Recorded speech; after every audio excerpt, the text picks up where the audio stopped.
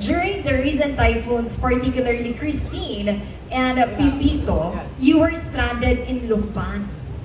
The experience was both challenging and eye-opening. As a great man, what lessons did you learn from this situation? Through that experience, the world just don't revolve around us. We may be stranded, miss the travel, but the other part of the country, the people are suffering and badly hit by a super typhoon. And I pray to stay safe, everyone. And hopefully, I extend the helps for the victim.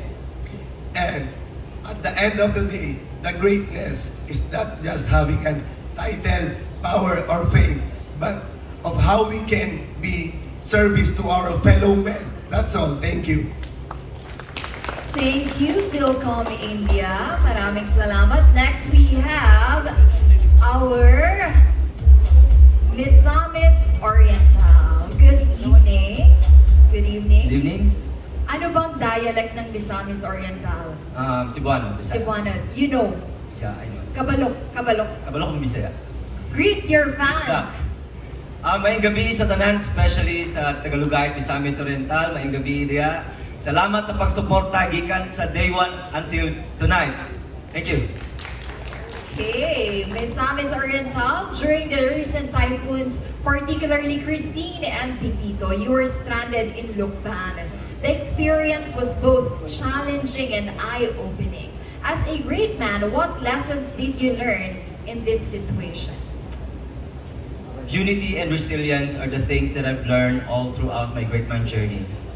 Seeing how my 24 candidates helping each other, supporting each other despite of our differences was such a good aspect that is worth to be cherished. And this is to testify that our differences is not a hindrance to camaraderie. And that is why as a spokesperson, I want to encourage everyone that no matter what ethnicity, skin color, culture, and how challenging life is, we must unite together because I always believe that we all have the same aim. And that aim is to be more inclusive and more diverse country that will unite the universe. One for all for one. No one left behind. Thank you. Thank you, Misamis Oriental. And our third candidate from Bacolod. Etong mga taga Bacolod, parang mga malalambing magsalita, right? You know how to speak your dialect? Batiin mo naman ang iyong fans. Hello everyone, magabi sa inyong tanan from Bacolod City. Gusto ko magpasalamat sa inyong inasuportaran niyo ko diri sa Manila sa competition namin na Great Man of the Universe. Thank you po. Okay, here's your question. During the recent typhoons, particularly Christine and Pipito, you were stranded in Lukban. The experience was both challenging and eye-opening. As a great man, what lessons did you learn in this situation? As a great man, the lessons that I've learned in Lukban, not just in Lukban, but also throughout my journey in Great Man of the Universe, is that it's not just a competition, but what's important is our camaraderie, our friendship, our stories that we get to tell together, and the memories that we could recall in the future. Thank you. Thank you, great man from Bacolod City. Next, we have from Kaa Starla. Parang meron ka mga dalang iilang friends doon, ha? Here's your question. During the recent typhoons, you were stranded in Lukban. The experience was both challenging and eye-opening. As a great man, what lessons did you learn in this situation? As we stranded in Tacloban, Quezon, amidst the Typhoon Pipito, I realized the power of resilience and gratitude. I overcame the challenges by embracing the situation with a positive mindset, finding strength in the kindness of the community, and using time to reflect on my purpose. This experience taught me the values of adaptability and the importance of human connection in difficult times.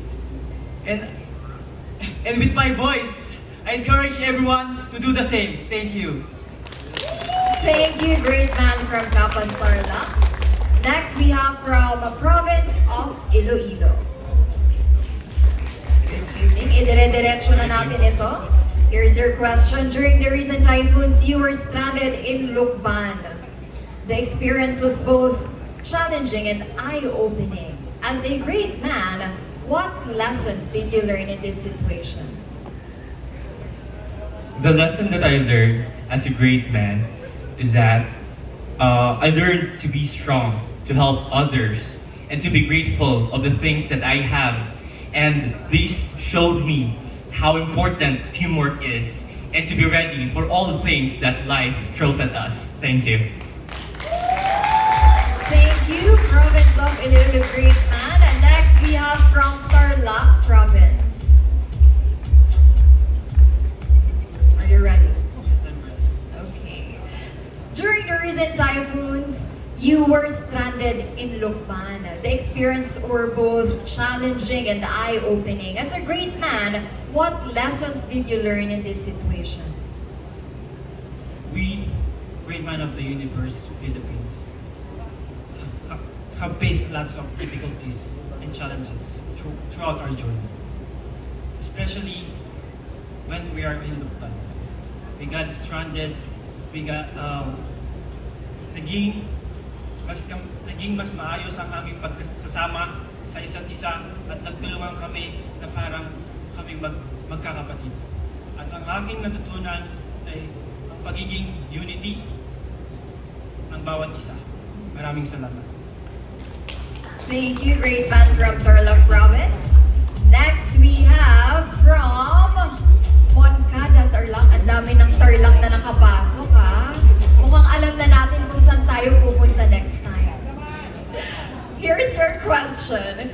During the recent typhoons, you were stranded in Lukban, and that experience were both challenging and eye-opening. As a great man, what lessons did you learn in that situation? The most lesson that I learned that Lukban, we are stranded, is positive thinking. Because we are overthink a lot. In our family, we overthink. And I stand here before you to highlight the importance of mental health. It's a personal struggle over 20 million Filipinos. And it's time for action. According to the Republic Act 11036, or the National Mental Health Policy, was a significant stride. But our mission continues. Empowering education is key by holding workshops and open conversation. And by the help of Great Man organization, we can have a big impact in our community. So let's unite as force of hope and change and become a fundamental right for all. Thank you. Thank you from Monada, Tarlac. We only have 4 great men left, and we have from Isabella.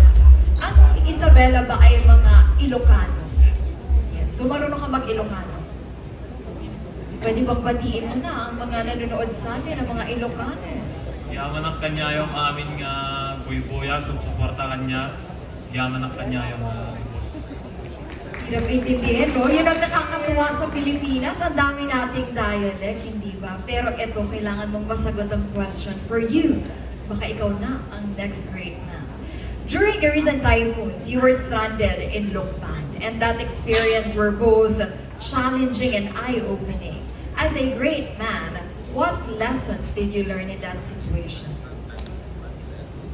With my province of Isabella, it's already experience of serious typhoon of Pipito, even in Quezon province, was felt at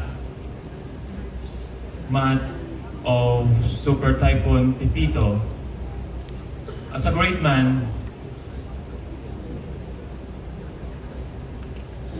I'm dedicating myself for promoting SDG number 13, climate action. Thank you. Thank you very much, great man from Isabella. Isa din yan sa mga tinamaan itong bagyong Pipito, if I'm not mistaken. No? And here's our next Philcom United Kingdom. Good Good evening. Parang meron kang fans dito. May narinig ako ayun, dun pala banda. Here's your question. During the recent typhoons, you were stranded in Lukban, and that experience were both challenging and eye-opening. As a great man, what lessons did you learn in that situation? Recently, being affected by the typhoon really opened my eye to the spirit of the Bayanahan, which is the communal effort to give food, shelter, and safety, and most important of all, to share laughs and to always put a smile on your face. This is what it means to be a true Filipino, not only a man, but any gender. Thank you, Philipppines, United Kingdom. Last two. Next from Coronadal, South Cotabato. Malayo-layo ang pinanggalingan. Good evening. Here's your question. During the recent typhoons, you were stranded in Lukban, and that experience were both challenging and eye-opening. As a great man, what lessons did you learn in that situation? A lesson I learned is to be very grateful for what I have, grateful for all the people that I have, because due to the typhoon, there's a lot of people that lost a lot of homes, a lot of people, and I just want to be very grateful for that. And being a great man, I want to be able to try to help those people that are in need. Thank you. Thank you, Coronadal, South Cotabato. Thank you. Last great man from Samar Province. It's also very far place from here. I know. Yes. So anong dialect naman sa Samar? Well, we have a lot of dialects there. We have like Oray, we have Cebuanos, we have Bisaya. But most of the people lives in Samar used to speak Oray. So you know how to speak Waray. Well, I can speak Oray. So greet your family and friends and your Maupay na fans. gabay yung tanan, nagkikita ka mo. Salamat. Wala po ako naintindihan. Anong sinabi ko? Thank you so much for watching us.